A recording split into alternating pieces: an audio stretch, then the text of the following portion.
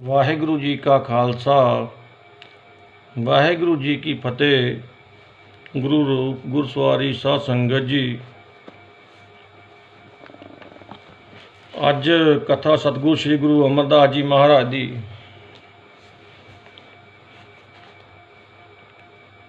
करन लगे हैं। पहला भी कथा गुरु अंगद देव जी ते गुरु अमरदास जी की चलती सी, लेकिन सतगुरु श्री गुरु अंगद देव जी महाराज जोत जो समा गए, निरंकार के देश में चले गए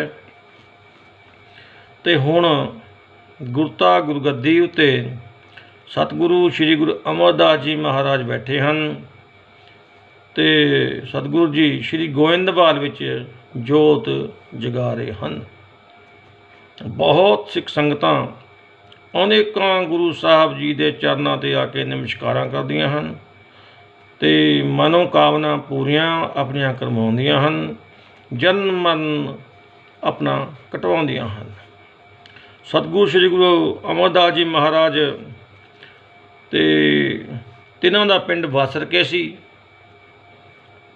आप जी भल्ले खत्री, आप जी के पिता का नाम श्री तेजोमल सी ते माता का नाम रूप सी, रूप कौर भी कह दो, रूप सी।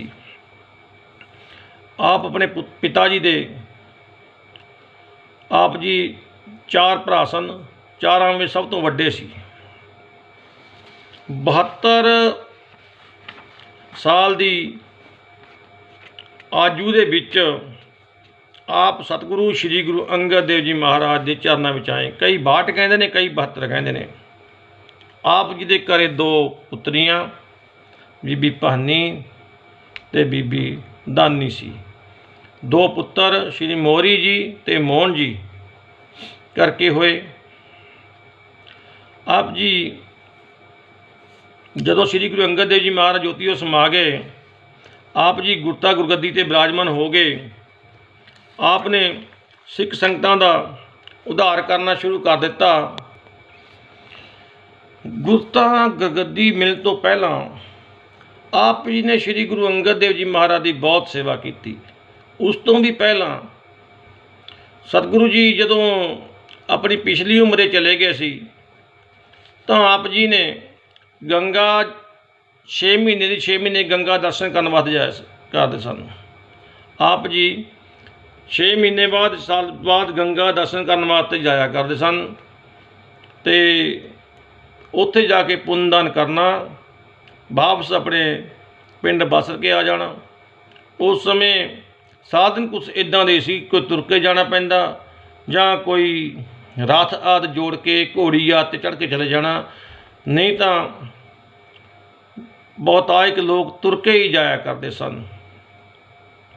तो सतगुरु जी जदों श्री अमरदास जी श्री गुरु अमरदास जी महाराज एक बारी गंगा इशनान करने वास्ते गए हुए सी ते जदों रास्ते च मुड़दे हुए आप जी एक जगह विराजमान होकर आराम करने वास्ते लेट गए ते आप जी दे नाल एक पंडित भी आ रहा सी। वो भी गंगा तो इशनान करके वापस आया सी ते हजूर दे पवित्र सज्जे चरण दे विच पद्म रेखा सी। उस पंडित ने जो ग्रह नक्षत्रों का जाणू सी, उसने जो सतगुरु जी के पवित्र चरण दे विच पद्म रेखा वेखी तो उसने मन में सोचा ये राजा, ये इंसान या तो कोई चक्रवर्ती सम्राट हो सकता राजा होएगा, जां कोई बड़ा परमेश्वर का अवतार होएगा। भी विष्णु का अवतार होना तो मुश्किल है, इत्थे नहीं हो सकता, क्योंकि विष्णु के तो 22-24 अवतार हुए हैं। कृष्ण अवतार चला गया, कृष्ण के बाद एक अवतार रह गया जिहड़ा नेकलंकी करके होना है। हुण भी वो तो नेकलंकी तो नहीं है, ये वही विष्णु का अवतार होना नहीं, जां फिर कोई होर अवतार है। वो अपने मन में भन्ना घटता इदां दियां कर रहा है। पंडित जी सतगुरु जी की अख खुल गई, उठ के बैठ गए।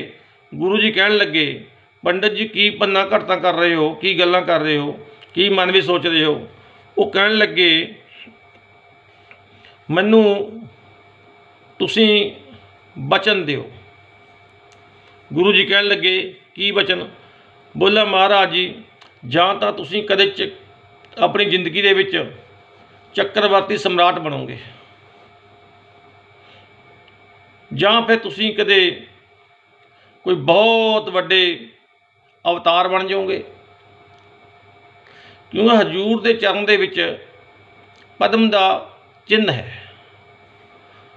ਤਾਂ ਸਤਿਗੁਰੂ ਜੀ ਕਹਿਣ ਲੱਗੇ ਵੀ ਭਾਈ ਸਾਨੂੰ ਤਾਂ ਚੱਕਰਵਰਤੀ ਰਾਜੇ ਦਾ ਜਾਂ ਕੋਈ ਅਵਤਾਰ ਦਾ ਪਤਾ ਨਹੀਂ। ਅਸੀਂ ਤਾਂ ਨਿੱਤ ਕਰਮ ਕਰਨ ਵਾਲੇ ਹਾਂ। ਸਾਲ ਬਾਅਦ 6 ਮਹੀਨੇ ਬਾਅਦ ਗੰਗਾ ਮਈਆ ਦੇ ਜਾ ਕੇ ਮੱਥਾ ਦਰਸ਼ਨ ਕਰਕੇ ਇਸ਼ਨਾਨ ਆਦਿ ਕਰਕੇ ਵਾਪਸ ਮੁੜ ਜਾਂਦੇ ਹਾਂ। ਹੋਰ ਸਾਨੂੰ ਪਤਾ ਨਹੀਂ। ਪੰਡਤ ਨੇ ਪੁੱਛਿਆ ਵੀ ਤੁਹਾਨੂੰ ਪਹਿਲਾਂ ਤੁਸੀਂ ਰਾਜੇ ਤਾਂ ਨਹੀਂ ਰਹੇ? ਉਹ ਗੁਰੂ ਜੀ ਕਹਿਣ ਲੱਗੇ ਕਿਹੜੇ ਰਾਜੇ? ਭਾਈ ਅਸੀਂ ਕੋਈ ਰਾਜ ਨਹੀਂ ਰਹੇ, ਅਸੀਂ ਤਾਂ ਇਸ ਤਰ੍ਹਾਂ ਹੀ ਸਾਦੇ ਹੀ ਬੰਦੇ ਹਾਂ। ਤਾਂ ਪੰਡਤ ਕਹਿੰਦਾ ਜੀ ਮੈਨੂੰ ਫਿਰ ਬਚਨ ਦਿਓ, ਜਾਂ ਤੁਹਾਨੂੰ ਕੋਈ ਬਹੁਤ ਵੱਡਾ ਤੁਹਾਨੂੰ ਕੋਈ ਰਾਜ ਯੋਗ ਦਾ ਸਿੰਘਾਸਨ ਮਿਲ ਜਾਵੇਗਾ, ਜਾਂ ਤੁਸੀਂ ਕਦੇ ਚੱਕਰਵਰਤੀ ਸਮਰਾਟ ਬਣ ਗਏ, ਉਦੋਂ ਮੈਨੂੰ ਤੁਸੀਂ ਮੂੰਹ ਮੰਗਿਆ ਦਿਓਗੇ ਇਨਾਮ। ਗੁਰੂ ਜੀ ਕਹਿਣ ਲੱਗੇ ਏਵਮ ਸਤ, ਚਲੋ ਠੀਕ ਹੈ, ਜੇ ਪੰਡਤ ਜੀ ਤੁਸੀਂ ਇੱਦਾਂ ਕਹਿੰਦੇ ਆ, ਜੇ ਅਸੀਂ ਕਦੇ ਬਹੁਤ ਵੱਡੇ ਬਣ ਗਏ ਤਾਂ ਤੈਨੂੰ ਅਸੀਂ ਜੋ ਤੂੰ ਕਹੇਗਾ ਤੈਨੂੰ ਅਸੀਂ ਦਵਾ ਦਿਆਂਗੇ, ਮਿਲ ਜਾਵੇਗਾ ਤੈਨੂੰ। ਇਸ ਤਰ੍ਹਾਂ ਕਰਕੇ ਗੱਲਾਂ ਕਰਦੇ ਕਰਦੇ ਉੱਥੋਂ ਪੰਡਤ ਜੀ ਅਤੇ ਗੁਰੂ ਜੀ ਦੋਨੇ ਆਪਣਾ ਬਾਸਰਕੇ ਵੱਲ ਆ ਗਏ। ਜਦੋਂ ਰਸਤੇ ਵਿੱਚ ਆਰਾਮ ਕਰਨ ਵਾਸਤੇ ਰੁਕੇ, ਉਸੇ ਪੰਡਤ ਨੇ ਆਖਿਆ ਜੀ ਹਜ਼ੂਰ ਦਾ ਗੁਰੂ ਕੌਣ ਹੈ? ਹਜ਼ੂਰ ਵੀ ਤੁਹਾਡਾ ਗੁਰੂ ਕੌਣ ਹੈ? ਤਾਂ ਸ਼੍ਰੀ ਅਮਰਦਾਸ ਜੀ ਨੇ ਆਖਿਆ ਸੀ ਵੀ ਸਾਡਾ ਗੁਰੂ ਤਾਂ ਹਾਲੇ ਅਸੀਂ ਕੋਈ ਧਾਰਨ ਨਹੀਂ ਕੀਤਾ। ਇਹ ਕਥਾ ਪਹਿਲਾਂ ਚੱਲ ਰਹੀ ਹੈ। ਉਸ ਤੋਂ ਉਪਰੰਤ ਇਹ ਕਥਾ ਪਹਿਲਾਂ ਚੱਲ ਰਹੀ ਹੈ। ਉਸ ਤੋਂ ਸਤਿਗੁਰੂ ਜੀ ਇਹ ਕਥਾ ਪਹਿਲਾਂ ਚੱਲ ਰਹੀ ਹੈ। ਅਤੇ ਹੁਣ ਜਦੋਂ ਗੁਰੂ ਜੀ ਗੁਰਤਾ ਗੁਰਗੱਦੀ 'ਤੇ ਬਿਰਾਜਮਾਨ ਹੋ ਗਏ, ਆਪ ਜੀ ਦਾ ਨਿਤ ਕਰਮ ਸੀ। ਆਪ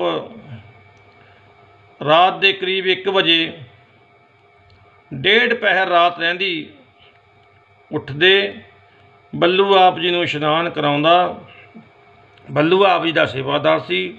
ਉਸ ਤੋਂ ਉਪਰੰਤ ਹਜ਼ੂਰ ਸਮਾਧੀ ਸਥਿਤ ਹੋ ਜਾਂਦੇ। ਸਮਾਧੀ ਸਥਿਤ ਹੋਣ ਤੋਂ ਬਾਅਦ ਦਿਨ ਚੜ੍ਹੇ, ਆਪ ਜੀ ਆਪਣੀ ਸਮਾਧੀ ਤੋਂ ਉੱਠਦੇ। ਉਸ ਤੋਂ ਬਾਅਦ ਆਪ ਜੀ ਦੀਵਾਨ ਹਾਲ ਵਿੱਚ ਆ ਜਾਂਦੇ, ਸੰਗਤਾਂ ਨੂੰ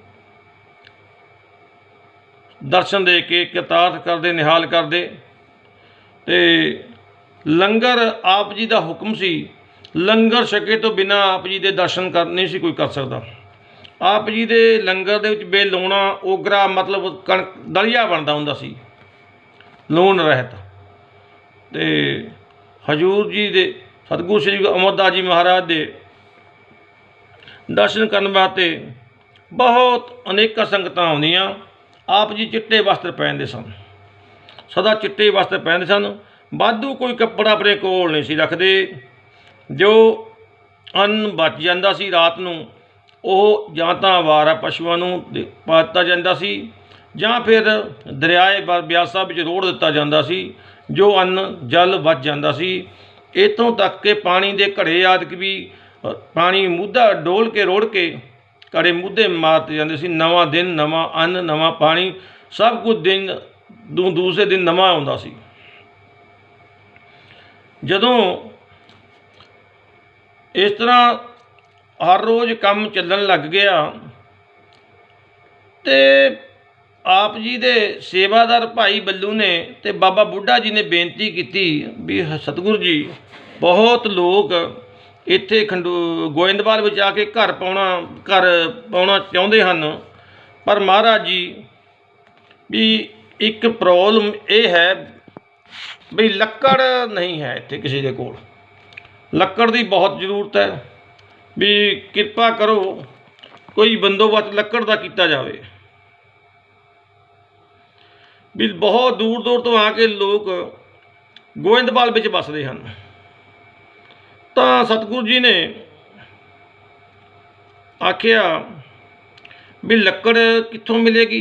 बाबा बुढ़ा जी नाल सलाह की तो भाई बल्लू ते बाबा बुढ़ा साहब जी कहन लगे भी महाराज जी जे पहाड़ी इलाकों में वेख्या जाए तो ब्यार दियार आदि लक्कड़ बहुत होंदी है।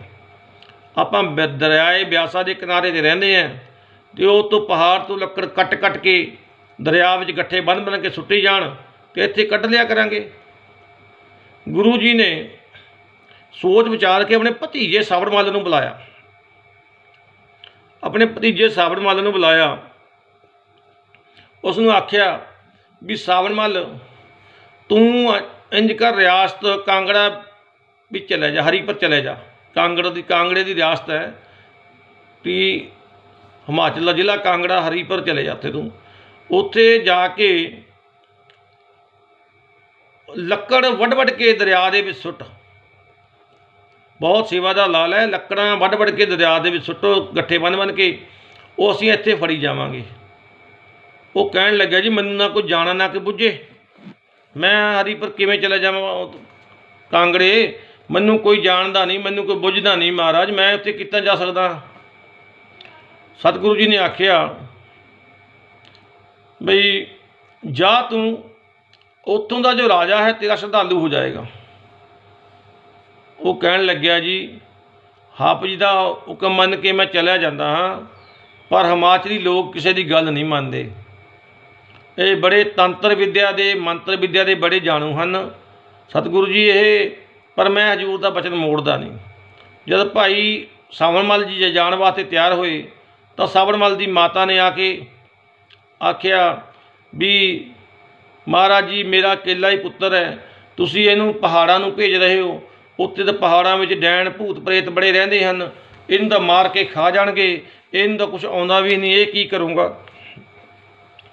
सतगुरु जी कहण लगे भी भागवान ने भाई इन्ना असीं इहदी शक्ति करामातां दे दित्तियां हन भी इहदा भूत प्रेत इल बलै जिन्न कुछ नहीं बिगाड़ सकते। फिर हजूर ने अपने एक रुमाल भाई सावड़मल नूं दित्ता, आख्या सावड़मल आ रुमाल लै जा, ये रुमाल दे नाल जिहनूं तू चाहे मार सकदा है, जिहनूं तू चाहे जिवा सकदा है, ये तेरे हत्थ विच है। वो रुमाल लैके सावड़मल बड़ा खुश होया ते गुरु जी कहण लगे भी गल तेरी ठीक है, पहाड़ीए लोग जो पत्थरां नूं पूजण वाले हुंदे हन, इन्हां दे मन भी पत्थर पूज के कठोर हो जाते हैं, ये बड़े कठोर दिल बंदे हैं, पर तेरे ते परमेश्वर की बड़ी कृपा रहूगी, तू चिंता ना कर। जदों सावड़मल जी चले गए पहाड़ दे विच जाके आप जी ने हरीपुर डेरा ला लिया, एक धर्मशाला विचों डेरा ला लिया ते उत्थे पहाड़ जदों हरीपुर जाके डेरा ला लिया, एक रात रहे। दूसरे दिन उत्थे दे राजे का नौजवान इकलौता पुत्र मर गया। वो जब मर गया, नौजवान इकलौता पुत्र मर गया तो कुरलाटां पै रही, बड़ी दुनिया रो रही है, महलों के विच हाकरला मचिया होया, बहुत लोग रो रहे हैं। सावड़मल जी कहण लगे भी ये लोग क्यों कर रोंदे हैं, क्यों रोंदे हैं, की प्रॉब्लम होगी, की चक्कर इन्हां रोंदे क्यों हैं। तो लोग कहते भाई तू परदेसी है, तेनों नहीं पता इत्थे रज राजे का मुंडा मर गया, वो तां करके लोग रोंदे हैं, तां महलों के विच तां इन्ना हाकरला मचिया होया है। सावड़मल जी कहन लगे भी लियाओ असीं बच्चे नूं जिंदा कर दिंदे हैं।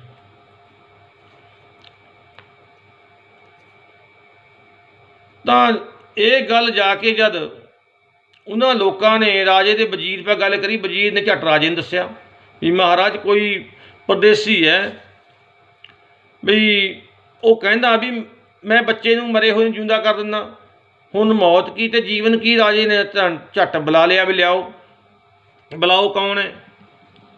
तो भाई सावड़मल जी नूं बुलाया गया तो वो राजे ने अपने मरे हुए पुत्र नूं लिया के सावड़मल के अगे रखता।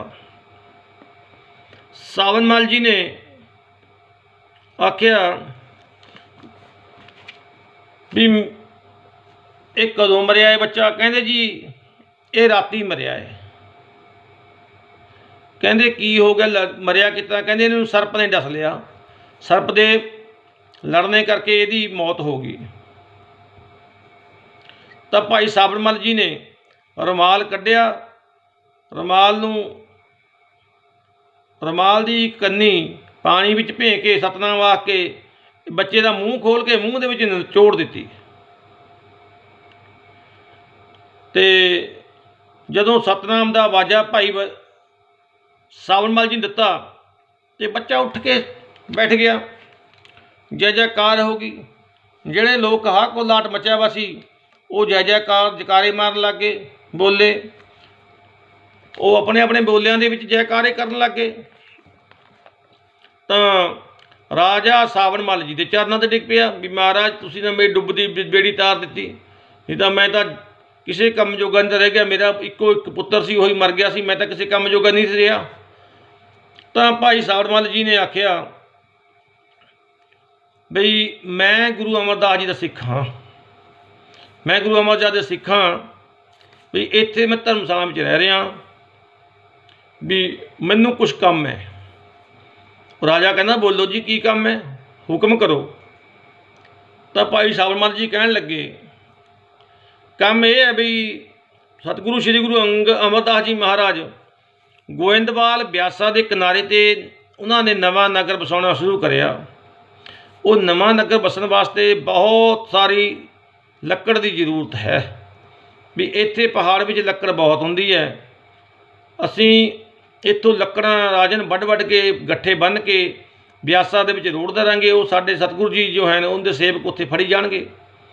ਰਾਜੇ ਨੇ ਬਹੁਤ ਆਦਮੀ ਲਾਤੇ, ਆਖਿਆ ਜਿੰਨੀ ਮਰਜ਼ੀ ਲੱਕੜ ਵੱਢੋ। ਤਾਂ ਬਹੁਤ ਆਦਮੀ ਲਾਤੇ ਰਾਜੇ ਨੇ, ਲੱਕੜਾਂ ਵੱਢ ਕੇ ਦਰਿਆਏ ਬਿਆਸਾ ਵਿੱਚ ਰੋੜਦੇ ਰਹੇ। ਅਤੇ ਇੱਧਰ ਗੋਇੰਦਵਾਲ ਗੁਰਾਂ ਦੀ ਨਗਰੀ, ਇੱਥੇ ਭਾਈ ਸਤਿਗੁਰੂ ਜੀ ਗੁਰੂ ਅਮਰਦਾਸ ਜੀ ਮਹਾਰਾਜ ਨੇ ਆਪਣੇ ਸਿੱਖ ਸੇਵਕ ਲਾਤੇ। ਵੀ ਦਰਿਆ ਤੋਂ ਆਰ ਪਾਰ ਇੱਕ ਰੱਸਾ ਬੰਨ੍ਹ ਦਿੱਤਾ ਗਿਆ। ਸਿੱਖ ਸੇਵਕ ਗੁਰੂ ਜੀ ਦੇ ਉਹ ਰੱਸੇ ਫੜ ਕੇ ਵਿੱਚ ਬੈਠੇ ਰਹਿੰਦੇ ਦਰਿਆ ਦੇ। ਜਦੋਂ ਵੀ ਪਾਣੀ ਦਾ ਲੱਕੜ ਦਾ ਗੱਠਾ ਆਉਂਦਾ ਤਾਂ ਉਹ ਫੜ ਕੇ ਰੱਸੇ ਨਾਲ ਬੰਨ੍ਹ ਕੇ ਦੂਆ ਰੱਸਾ ਪਾ ਕੇ ਖਿੱਚ ਕੇ ਸਾਈਡ 'ਚ ਕਰ ਲੈਂਦੇ। ਅਤੇ ਬਹੁਤ ਲੱਕੜ ਜੀ ਜੋ ਗੋਇੰਦਵਾਲ ਸਾਹਿਬ 'ਚ ਇਕੱਠੀ ਹੋ ਗਈ। ਅਤੇ ਉਸ ਰਾਜਾ ਔਰ ਰਾਜੇ ਦੀ ਪ੍ਰਜਾ ਸਾਰੀ ਸਾਬਰਮਲ ਦੇ ਸਿੱਖ ਬਣ ਗਏ। ਸਾਬਰਮਲ ਦੇ ਸਿੱਖ ਸਾਰੇ ਹੀ ਬਣ ਗਏ ਉਹ। ਉਸ ਤੋਂ ਬਾਅਦ ਸਮਾਂ ਲੰਘਦਾ ਗਿਆ, ਸਮਾਂ ਕਿਸੇ ਨੂੰ ਮਾਫ਼ ਨਹੀਂ ਕਰਦਾ, ਸਮਾਂ ਕਿਸੇ ਨੂੰ ਬਖਸ਼ਦਾ ਨਹੀਂ। ਜਦੋਂ ਬਹੁਤ ਲੱਕੜ ਗੋਇੰਦਵਾਲ ਚਲੇ ਗਈ, ਲੋਕ ਸਤਿਗੁਰੂ ਤੋਂ ਲੱਕੜਾਂ ਲੈ ਕੇ ਆਪਣਾ ਘਰ-ਬਾਰ ਦੁਕਾਨਾਂ ਉਸਾਰਨ ਸ਼ੁਰੂ ਕਰਨ ਲੱਗ ਗਏ। ਅਤੇ ਫਿਰ ਸਾਬਰਮਲ ਨੇ ਸੋਚਿਆ ਵੀ ਹੁਣ ਬਹੁਤ ਲੱਕੜਾਂ ਚਲੇ ਗਈਆਂ, ਹੁਣ ਮੈਂ ਵਾਪਸ ਗੋਇੰਦਵਾਲ ਚਲੇ ਜਾਵਾਂ। ਪਰ ਇੱਕ ਮਨ ਵਿੱਚ ਦੁਬਿਧਾ ਆ ਗਈ ਵੀ ਜੇ ਮੈਂ ਗੋਇੰਦਵਾਲ ਚਲੇ ਗਿਆ ਤਾਂ ਮੇਰੀ ਸਾਰੀ ਸ਼ਕਤੀ ਗੁਰੂ ਜੀ ਨੇ ਵਾਪਸ ਲੈ ਲੈਣੀ ਹੈ, ਹਰ ਮਾਲ ਵੀ ਲੈ ਲੈਣਾ ਗੁਰੂ ਜੀ ਨੇ ਮੇਰੇ ਤੋਂ ਕੋਈ ਸ਼ਕਤੀ ਰਹਿਣੀ ਨਹੀਂ ਹੈਗੀ ਫਿਰ ਕੋਈ ਵੀ। ਫਿਰ ਮੈਂ ਕੀ ਕਰੂੰਗਾ? ਇਹ ਗੱਲਾਂ ਵਿਚਾਰਾਂ ਸਾਬਰਮਲ ਜੀ ਸੋਚੇ ਮਨ ਵਿੱਚ ਕਹਿ ਰਹੇ ਸੀ ਵੀ ਮੇਰੀ ਇੱਥੇ ਰਹਿਣ 'ਚ ਵਡਿਆਈ ਹੈ, ਸਾਰੇ ਲੋਕ ਰਾਜਾ ਮੇਰੀ ਪ੍ਰਜਾ ਬਣੇ ਹੋਏ ਹੈ, ਮੇਰੀ ਸੇਵਾ ਕਰਦੇ ਹੈ, ਅਤੇ ਉੱਥੇ ਜਾ ਕੇ ਮੈਨੂੰ ਕਿਸੇ ਨੇ ਮੇਰੀ ਬਾਤ ਨਹੀਂ ਪੁੱਛਣੀ। ਅਤੇ ਮਨ ਵਿੱਚ ਹੰਕਾਰ ਹੋ ਗਿਆ। ਅਹੰਕਾਰ ਪਰਮੇਸ਼ਰ ਦੀ ਖੁਰਾਕ ਹੈ। ਅਤੇ ਉੱਧਰ ਸਤਿਗੁਰੂ ਸ੍ਰੀ ਗੁਰੂ ਅਮਰਦਾਸ ਜੀ ਮਹਾਰਾਜ ਘਟ ਕੇ ਅੰਤਰ ਕੀ ਜਾਣਤ, ਉਹ ਹਰੇਕ ਘਟ ਹਰੇਕ ਸਰੀਰ ਦੇ ਹਿਰਦੇ ਦੀ ਜਾਣ ਰੱਖਦੇ ਨੇ ਗੁਰੂ ਜੀ। ਹਰੇਕ ਹਿਰਦੇ ਦੀ ਸੋਝੀ ਹੈ ਗੁਰੂ ਜੀ ਨੂੰ। ਸਤਿਗੁਰੂ ਜੀ ਨੇ ਸਾਬਰਮਲ ਦੇ ਹਿਰਦੇ ਦੀ ਜਾਣ ਕੇ ਸਾਬਰਮਲ ਨੂੰ ਸੱਦਾ ਘੱਲਿਆ ਵੀ ਆ ਜਾ ਭਾਈ, ਵਾਪਸ ਆ ਜਾ ਤੂੰ। ਸਾਬਰਮਲ ਗਿਆ ਨਾ, ਕਹਿਣ ਲੱਗਿਆ ਜੀ ਸੁਨੇਹਾ ਵਾਪਸ ਕਰਤਾ ਵੀ ਮੈਂ ਹਾਲੇ ਮੈਨੂੰ ਉੱਥੇ ਕੰਮ ਹੈ, ਕੁਛ ਸਮੇਂ ਬਾਅਦ ਮੈਂ ਆਊਂਗਾ। ਤਾਂ ਫਿਰ ਗੁਰੂ ਜੀ ਨੇ ਸੁਨੇਹਾ ਘੱਲਿਆ, ਸਾਬਰਮਲ ਗਿਆ ਨਾ। ਗੁਰੂ ਜੀ ਨੇ ਅੰਤਰਜਾਮੀ ਪਾਤਸ਼ਾਹ ਨੇ ਉਹ ਜਿਹੜਾ ਰੁਮਾਲ ਸੀ, ਉਹ ਸ਼ਕਤੀਸ਼ਾਲੀ ਰੁਮਾਲ ਵੀ ਖਿੱਚ ਲਿਆ ਅਤੇ ਸ਼ਕਤੀ ਵੀ ਸਾਰੀ ਖਿੱਚ ਲਈ। ਸਾਵਣ ਮੱਲ ਸ਼ਕਤੀ ਤੋਂ ਹੀਣਾ ਹੋ ਗਿਆ ਤੇ ਫੇਰ ਲੱਗਿਆ ਮਨ ਵਿੱਚ ਝੂਰਨ। ਮਨ ਵਿੱਚ ਝੂਰ ਲੱਗਿਆ ਵੀ ਹੁਣ ਕੀ ਬਣੇ, ਹੁਣ ਤਾਂ ਕੰਮ ਖਰਾਬ ਹੋ ਗਿਆ, ਸ਼ਕਤੀ ਵੀ ਸਾਰੀ ਗਈ। ਫਿਰ ਹਰੀਪਦ ਦੇ ਰਾਜੇ ਨੂੰ ਕਹਿਣ ਲੱਗਿਆ ਵੀ ਰਾਜਨ, ਮੈਂ ਜਾਣਾ ਹੈ ਸਤਿਗੁਰੂ ਜੀ ਦਰਸ਼ਨ ਕਰਨ ਵਾਸਤੇ ਗੋਇੰਦਵਾਲ। ਜੇ ਤੂੰ ਮੇਰੇ ਨਾਲ ਚੱਲੇ ਆਪਣਾ ਰਾਣੀਆਂ ਮਹਾਰਾਣੀਆਂ ਲੈ ਕੇ ਤਾਂ ਬਹੁਤ ਚੰਗੀ ਗੱਲ ਹੈ, ਤੇਰੇ ਧੀਆਂ ਪੁੱਤਰ ਜਾ ਕੇ ਗੁਰੂ ਜੀ ਦਰਸ਼ਨ ਕਰਨ। ਰਾਜਾ ਵੀ ਤਿਆਰ ਹੋ ਗਿਆ, ਬਹੁਤ ਸੰਗਤਾਂ ਤਿਆਰ ਹੋ ਗਈਆਂ, ਰਥ ਬਹਿੰਗੇ ਗੱਡੀਆਂ ਗੱਡੇ ਜੋੜ ਕੇ ਤੇ ਇੱਕ ਸਾਵਣ ਮੱਲ ਜੀ ਨੂੰ ਰਾਜੇ ਨੇ ਆਪਣਾ ਗੁਰੂ ਬਣਾਇਆ ਵਾ ਸੀ। ਉਸ ਸਾਵਣ ਮੱਲ ਜੀ ਦੇ ਬੈਠਣ ਵਾਸਤੇ ਇੱਕ ਬਹੁਤ ਸੁੰਦਰ ਰਥ ਜੋੜਿਆ ਗਿਆ। ਸਾਵਣ ਮੱਲ ਰਥ ਵਿੱਚ ਬੈਠ ਕੇ ਹੋਰ ਰਾਜੇ ਨੇ ਰਥ ਗੱਡੀਆਂ ਜੋੜਤੀਆਂ ਤੇ ਬਹੁਤ ਲਾਮ ਲਸ਼ਕਰ ਲੈ ਕੇ ਹਾਥੀ ਘੋੜੇ ਲੈ ਕੇ ਗੋਇੰਦਵਾਲ ਵੱਲ ਨੂੰ ਰਾਜਾ ਆ ਗਿਆ ਗੁਰੂ ਜੀ ਦਰਸ਼ਨ ਕਰਨ ਵਾਸਤੇ। ਤੇ ਇੱਕ ਰਾਤ ਕਿਤੇ ਰਾਮ ਵਿਸ਼ਰਾਮ ਕਰਕੇ ਦੂਸਰੇ ਦਿਨ ਇੱਥੇ ਸ਼੍ਰੀ ਗੋਇੰਦਵਾਲ ਸਾਹਿਬ ਪਹੁੰਚ ਗਏ। ਜਦੋਂ ਗੋਇੰਦਵਾਲ ਸਾਹਿਬ ਪਹੁੰਚ ਗਏ ਤਾਂ ਸਤਿਗੁਰੂ ਸ਼੍ਰੀ ਗੁਰੂ ਅਮਰਦਾਸ ਜੀ ਮਹਾਰਾਜ ਦੇ ਚਰਨਾਂ ਵਿੱਚ ਸਾਵਣ ਮੱਲ ਗਿਆ।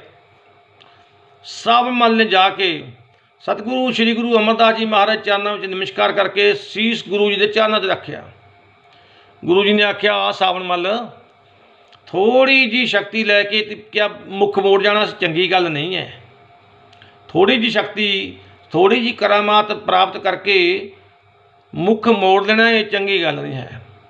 ਕਹਿਣ ਲੱਗਾ, ਜੀ ਮੇਰੇ ਤੋਂ ਭੁੱਲ ਹੋ ਗਈ, ਮਹਾਰਾਜ ਹੰਕਾਰ ਨੇ ਮੇਰੀ ਮੱਤ ਮਾਰ ਦਿੱਤੀ, ਬਈ ਕਿਰਪਾ ਕਰੋ, ਦੀਨ ਕੇ ਦਾਤੇ ਮੇਰਾ ਗੁਣ ਅਵਗੁਣ ਨਾ ਵਿਚਾਰਿਓ ਕੋਈ, ਮਹਾਰਾਜ ਬਖਸ਼ ਲਿਓ।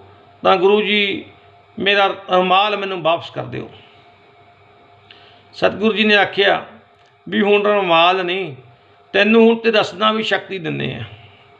ਅੰਤਰਜਾਮੀ ਦਿਆਲੂ ਕਿਰਪਾਲੂ ਸਤਿਗੁਰੂ ਸ਼੍ਰੀ ਗੁਰੂ ਅਮਰਦਾਸ ਜੀ ਮਹਾਰਾਜ ਨੇ ਸਾਵਣ ਮੱਲ ਨੂੰ ਆਖਿਆ, ਤੈਨੂੰ ਸ਼ਕਤੀ ਦਿੰਦੇ ਹੁਣ ਤੇਰੀ ਰਸਨਾ ਦੇ ਵਿੱਚ। ਹੁਣ ਤੇਰੀ ਰਸਨਾ ਜਿਹੜੀ ਹੈ, ਜੋ ਤੂੰ ਮੂੰਹ ਤੋਂ ਕਹੇਗਾ ਉਹ ਹੀ ਹੋਏਗਾ, ਕਿਸੇ ਰੁਮਾਲ ਦੀ ਤੈਨੂੰ ਲੋੜ ਨਹੀਂ ਪਏਗੀ। ਕਹਿਣ ਲੱਗਿਆ, ਜੀ ਰਾਜਾ ਹਰੀ ਪ੍ਰਤਾਪ ਜੀ ਦਰਸ਼ਨ ਕਰਨ ਵਾਸਤੇ ਆਇਆ। ਗੁਰੂ ਜੀ ਨੇ ਆਖਿਆ ਵੀ ਕੱਲ੍ਹ ਨੂੰ ਸਾਡੇ ਦਰਸ਼ਨ ਕਰਨ ਵਾਸਤੇ ਰਾਜਾ ਆਵੇ, ਸਾਰੇ ਚਿੱਟੇ ਕੱਪੜੇ ਸਾਫ ਵਸਤਰ ਪਹਿਨ ਕੇ ਆਉਣ, ਕੋਈ ਵੀ ਰੰਗਦਾਰ ਵਸਤਰ ਪਹਿਨ ਕੇ ਜਾਂ ਮੂੰਹ ਢੱਕ ਕੇ ਸਾਡੇ ਦਰਸ਼ਨ ਕਰਨ ਵਾਸਤੇ ਨਾ ਆਵੇ। ਚਲੋ ਰਾਜੇ ਹਰੀਪੁਰ ਨੇ ਆ ਕੇ ਗੁਰੂ ਜੀ ਨੂੰ, ਗੁਰੂ ਅਮਰਦਾਸ ਸਾਹਿਬ ਜੀ ਮਹਾਰਾਜ ਨੂੰ ਚਰਨਾਂ 'ਤੇ ਨਮਸਕਾਰ ਕਰਕੇ ਬਹੁਤ ਸਾਰੀ ਭੇਟਾ ਅਰਪਣ ਕੀਤੀ ਤੇ ਆਪਣਾ ਜਨਮ ਸਫਲਾ ਕਰਿਆ। ਰਾਜੇ ਦੇ ਪਰਿਵਾਰ ਨੇ ਜਿਹੜੇ ਜਿੰਨੇ ਮਰਦ ਸੀ ਸਾਰਿਆਂ ਨੇ, ਵਜ਼ੀਰ ਨੇ ਤੇ ਫਿਰ ਜਿਹੜੀਆਂ ਰਾਣੀਆਂ ਸੀ ਗੋਲੀਆਂ ਦਾਸੀਆਂ, ਉਹ ਵੀ ਕਹਿੰਦੀਆਂ ਅਸੀਂ ਆਉਣਾ ਗੁਰੂ ਜੀ ਦਰਸ਼ਨ ਕਰਨੇ ਆ। ਸਤਿਗੁਰੂ ਜੀ ਨੇ ਫਰਮਾਇਆ ਵੀ ਭਾਈ ਕੋਈ ਮੂੰਹ ਢੱਕ ਕੇ ਨਾ ਆਵੇ ਤੇ ਚਿੱਟੇ ਵਸਤਰ ਪਹਿਨ ਕੇ ਆਉਣਾ, ਭੜਕੀਲੇ ਵਸਤਰ ਕਿਸੇ ਨੇ ਨਹੀਂ ਪਹਿਨਣੇ। ਤਾਂ ਉਹ ਰਾਣੀਆਂ ਸਾਰੀਆਂ ਸਤਿਗੁਰੂ ਜੀ ਦੇ ਚਰਨਾਂ 'ਚ ਨਮਸਕਾਰ ਕਰਨ ਵਾਸਤੇ ਆਈਆਂ, ਸਾਰਿਆਂ ਨੇ ਚਿੱਟੇ ਵਸਤਰ ਪਹਿਨੇ ਹੋਏ ਸੀ। ਤੇ ਇੱਕ ਨਵੀਂ ਵਿਆਹੀ ਰਾਣੀ ਜੋ ਰੂਪ ਰੰਗ ਕਰਕੇ ਬੜੀ ਸੁੰਦਰ ਸੀ, ਉਹਨੇ ਸ਼ਰਮ ਦੀ ਮਾਰੀ ਨੇ ਥੋੜ੍ਹਾ ਮੂੰਹ ਢੱਕ ਲਿਆ। ਜਦੋਂ ਗੁਰੂ ਜੀ ਦੇ ਦਰਸ਼ਨ ਕਰਨ ਵਾਸਤੇ ਅੱਗੇ ਹੋਈ ਤਾਂ ਮਹਾਰਾਜ ਨੇ ਕਹਿਣਾ, ਇਸ ਕਮਲੀ ਨੂੰ ਜੇ ਸਾਡੇ ਦਰਸ਼ਨ ਹੀ ਨਹੀਂ ਪਾਉਂਦੇ ਤਾਂ ਇਹ ਕੀ ਕਰਨ ਵਾਸਤੇ ਆਈ ਸੀ। ਜੇ ਇਹਨੇ ਦਰਸ਼ਨ ਹੀ ਨਹੀਂ ਸੀ ਸਾਡੇ ਕਰਨੇ ਤਾਂ ਕਿਸ ਵਾਸਤੇ ਇੱਥੇ ਆਈ ਸੀ। ਇੰਨੀ ਗੱਲ ਕਹਿਣ ਦੀ ਦੇਰ ਸੀ, ਉਹ ਰਾਣੀ ਝੱਲੀ ਹੋ ਗਈ। ਉਹਨੇ ਹੱਥਾਂ ਪੈਰਾਂ ਦੰਦੀਆਂ ਵੱਢਣੀਆਂ ਸ਼ੁਰੂ ਕਰਦੀਆਂ, ਕੱਪੜੇ ਪਾੜ ਚੀਕਾਂ ਮਾਰ ਉਹ ਜੰਗਲ ਵੱਲ ਨੂੰ ਭੱਜ ਗਈ। ਉਹ ਰਾਣੀ ਰਾਜਾ ਹਰੀਪੁਰ ਇੱਕ ਕੌਤਕ ਵੇਖ ਕੇ ਬੜਾ ਡਰਿਆ ਵੀ ਇਹਨਾਂ ਦੀ ਰਸਨਾ ਵਿੱਚ ਇੰਨੀ ਸ਼ਕਤੀ। ਇੱਕ ਥੋੜ੍ਹੇ ਜਿਹੇ ਕਹਿਣ ਦੀ ਦੇਰ ਸੀ ਵੀ ਝੱਲੀ ਨੇ ਜੇ ਦਰਸ਼ਨ ਨਹੀਂ ਸੀ ਕਰਨੇ ਤਾਂ ਇੱਥੇ ਕਾਹ ਵਾਸਤੇ ਆਈ ਸੀ। ਇੰਨੀ ਗੱਲ ਕਹਿਣ ਦੀ ਦੇਰ 'ਤੇ ਇੱਕੋ ਦਮ ਝੱਲੀ ਹੋ ਗਈ ਵੀ ਗੁਰੂ ਵਿੱਚ ਇੰਨੀ ਸ਼ਕਤੀ ਹੈ, ਇਹਦੇ ਸਿੱਖਾਂ ਵਿੱਚ ਕਿੰਨੀ ਸ਼ਕਤੀ ਹੈ, ਜੋ ਭਾਈ ਸਾਵਣ ਮੱਲ ਜੀ ਵਿੱਚ ਕਿੰਨੀ ਸ਼ਕਤੀ ਹੈ, ਅਤੇ ਇਹਦੇ ਗੁਰੂ ਵਿੱਚ ਬਹੁਤ ਜ਼ਿਆਦਾ ਸ਼ਕਤੀ ਹੈ, ਬੇਅੰਤ ਹੈ। ਤਾਂ ਰਾਜਾ ਕਾਫੀ ਦਿਨ ਉੱਥੇ ਰਿਹਾ। ਉਹ ਝੱਲੀ ਰਾਣੀ ਨੂੰ ਉੱਥੇ ਹੀ ਛੱਡ ਗਿਆ, ਜਿੱਦਾਂ ਝੱਲੀ ਚੁੱਲੀ ਪਤਾ ਨਹੀਂ ਕਿੱਥੇ ਜੰਗਲਾਂ 'ਚੋਂ ਜਾ ਵੜੀ। ਉਹ ਆਪ ਰਾਜਾ ਹਰੀਪਦ ਰਾਜਾ ਜਦੋਂ ਵਾਪਸ ਜਾਣ ਲੱਗਿਆ ਤਾਂ सतगुरु श्री गुरु अमरदास जी महाराज कहन लगे, राजा अपने गुरु नूं भी नाल ले चल, सावलमल नूं। कहन लगा ठीक है। सावलमल नूं गुरु जी ने मंजी बख्शती, आख्या भी हुण तू सिक्खी दा प्रचार कर, जाके हुण तू जाके सिक्खी दा प्रचार कर। 22 मंजियां गुरु अमरदास जी महाराज ने बख्शियां ते एक मंजी गुरु अमरदास जी महाराज ने उत्थे हरीपत दे राजे दे जो नाल सावलमल सी, सावलमल नूं भी बख्शी सी। तां एक सतगुरु जी दे कोल एक सेवक रहा करदा सी जिहदा नाम सी सचन सच। होर उहनूं कुछ कहना, बड़ा नरम दिल इंसान सी। गुरु जी दा सेवक सी कोई। सचन सच, सचन सच, सचन सच, सचन सच यही कही जांदा सी भी जो सब सच है, सब परमेश्वर का नाम सच है, वो आप सच्चा है तो सच्चा है तो नाम भी सच्चा है भी सच। वो सचन सच भी उसका नाम भी सच्चा है तो है भी सच, इदां ही कही जाता सी। वो सचन सच, सचन सच। तो एक दिन वो सचन सच जो सिख सी, वो लंगर वास्ते लकड़ां लैके आया करता सी। हर रोज़ जंगल विचों जाके लकड़ां दी पंडां वड्ढ के जंगल वास्ते वाहिगुरू लंगर वास्ते लैके आउणियां। जदों वो गया, वो झल्ली राणी जिहड़ी चड़ेल बनी जंगल में तुरी फिरदी सी, कपड़े फाड़े, बुरी हाल। उहने बड़े बड़े नौं वधाए हुए सी अपने। उहने वो सचन सच दे घरूट मारे, दंदियां वड्ढियां, उहनूं लहू लुहान करता, ਉਹਦੇ गल पै गई। उहने मसां ਉਹਨੂੰ ਲੱਕੜਾਂ लुकड़ा मार के, डंडे डुंडे मार के चड़ेल ਨੂੰ ਉਹਨੂੰ ਰਾਣੀ ਨੂੰ ਭਜਾਇਆ ਤੇ थोड़ी ਬਹੁਤੀਆਂ ਲੱਕੜਾਂ ਲੈ ਕੇ वापस मुड़ आया। ਜਾਂ इस गल ਦਾ सिखां ने सतगुरु श्री गुरु अमरदास जी महाराज दस्या, महाराज वो देखो लहू लुहान करता, पता नहीं कहने जंगल च ਉਹਦੇ गल कोई चड़ेल पै गई। महाराज साढ़े सिखां नूं जे इस तरह ही आप जी के सिखां नूं चड़ेलां तंग करन लगियां तो फिर की बनेगा। हजूर अंतरजामी सब जानते सी भी क्या चीज़ है क्या नहीं है। तो हजूर ने सचन सच नूं अपने कोल बुलाया, सब कुछ पुछया। कहंदा जी सच सच कहन लग्या, महाराज पता नहीं की कौन सी कौन नहीं। वो नंगन शरीर तो कोई चड़ेल हुंदी, जिस तरह बाल उन्हें खलियारे हुए, बुरी हाल की हुई ने अपने शरीर की। महाराज दंदियां वड्डियां मेरे ते देखो, मेरे नाखन मार मार के मेरा सारा पिंडा छिलता उन्हें, मेरे गल पै गई। मसी मैं उन्होंने अपने गलों लाया। सतगुरु जी ने अपने चरणों की खड़ाम दिती सचन सच नूं भी तू लकड़ां लैण जा जंगल विच, जे हुण आई आ खड़ाम वो जे सिर च मारी, सिर च छुआरी। एक सचन सच अपने मोढे ते हर टाइम एक खेसी रखे करदे सी। कोई कपड़ा कह लो, कोई कंबल कह लो, भूरा कह लो, कोई कई उन्होंने भूरे वाला सिख भी कहे करदे सी। कई लोग सचन सच ने भूरे वाला सिख भी कहे करदे सी। वो अपने मोढे ते हर टाइम खेसी भूरा को रखा करदे सन। तो जदों दूसरी बारी वो लकड़ां लैण वास्ते जंगल च गए, उही झल्ली राणी फेर आके उहदे गल पै गई। उन्हां जी सच्चा जी ने अपने कोल जिहड़ी खड़ाम गुरु जी की रखी हुई सी उही उहदे सिर च छुआई। जदों सिर नूं छुआई उस टाइम राणी नूं सोझी हो गई, अपनी उन्होंने अवस्था की सोझी हो गई। उत्थे ही बैठ गई, कहन लगी भाई मैनू कपड़ा दे, मेरा शरीर नंगन है, मैनू कपड़ा दे कोई, मैं इनू कज लवां। तो उन्हें जो भूरी मोढे ते रखी हुई सी वो दित्ती उन्होंने, ते अपने नाल ही लैके उन्होंने राणी नूं, वो राणी ने बुक्कल मार ली, अपने नाल ही लैके गुरु जी के चरणों च आ गया।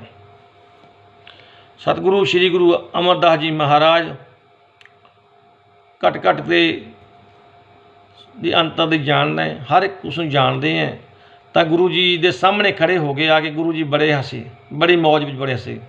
बाबा बुढ़ा साहब जी ने आख्या भी बुढ़ा जी इस बच्ची नूं आखो बीबियां नूं है इत्थे बीबियां नूं भेज के इहनूं दरिया विच इशनान करा के लियाओ। तो जिहड़ियां उत्थे उस सिखां दियां घर वालियां उत्थे ही घर बना के रह रही सी, वो लैके दरिया ते गईयां, उन्होंने चंगी तरह इशनान करा के साफ वस्त्र पहना के गुरु जी के कोल ले आईयां। तो गुरु जी ने उस राणी का हथ सचन सच के हथ च फड़ाता भी भाई ये अज तेरे घर वाली है, ये नाल इत्थे रहो। तो दूजी खड़ाम भी गुरु जी ने देती भी जाओ अज तो बाद ये खड़ावां तुसीं जिस भी झल्ले बाजे के सिर नूं लाया करनगे, सुहाया करोगे, ਉਹਦੀ ਜਿਹੜਾ ਦਿਮਾਗ ਠੀਕ ਹੋ ਜੇ ਕਰੂਗਾ। ਇੰਨੀਆਂ ਕੁ ਗੱਲਾਂ ਪ੍ਰਵਾਨ ਕਰੋ। ਹੋਏ ਭੁੱਲਾਂ ਦੀ ਮਾफ़ੀ। ਕਈ ਵਾਰੀ ਕਈ ਗੱਲਾਂ ਵੱਧ ਘੱਟ ਕਹਿ ਹੋ ਜਾਂਦੀਆਂ ਹਨ ਅਤੇ ਸਤਿਗੁਰੂ ਜੀ ਦਾ ਇਤਿਹਾਸ ਹੈ, ਸਰਵਣ ਕਰਨ ਯੋਗ ਹੈ। ਕਈ ਜਗ੍ਹਾ ਇਤਿਹਾਸ ਕਿਸ ਤਰ੍ਹਾਂ ਲਿਖਿਆ ਹੋਇਆ ਹੈ, ਕਿਸੇ ਗ੍ਰੰਥਾਂ ਵਿੱਚ ਕਿਸ ਤਰ੍ਹਾਂ ਲਿਖਿਆ ਹੋਇਆ ਹੈ। ਗੁਰਤਾ ਪ੍ਰਤਾਪ ਸੂਰਜ ਵਿੱਚ ਥੋੜ੍ਹਾ ਅਲੱਗ ਲਿਖਿਆ ਹੋਇਆ ਹੈ। ਰਤਨ ਸਿੰਘ ਭੰਗੂ ਦਾ ਲਿਖਿਆ ਕੁਛ ਥੋੜ੍ਹਾ ਉਹਦਾ ਵੀ ਫਰਕ ਹੈ, ਬਈ ਲੇਖਕਾਂ ਦੀ ਆਪਣੀ ਆਪਣੀ ਰਚਨਾ ਹੁੰਦੀ ਹੈ, ਉਹਦੇ ਨਾਲ ਕੁਛ ਫਰਕ ਆ ਜਾਂਦਾ ਹੈ। ਅਤੇ ਬਾਕੀ ਅਗਲੀ ਕਥਾ ਰਹਿੰਦੀ ਕਥਾ ਕੱਲ੍ਹ ਦੇ ਪ੍ਰਸੰਗ ਵਿੱਚ ਦੱਸੀ ਜਾਊਗੀ ਜੀ। ਵਾਹਿਗੁਰੂ ਜੀ ਕਾ ਖਾਲਸਾ, ਵਾਹਿਗੁਰੂ ਜੀ ਕੀ ਫਤਿਹ।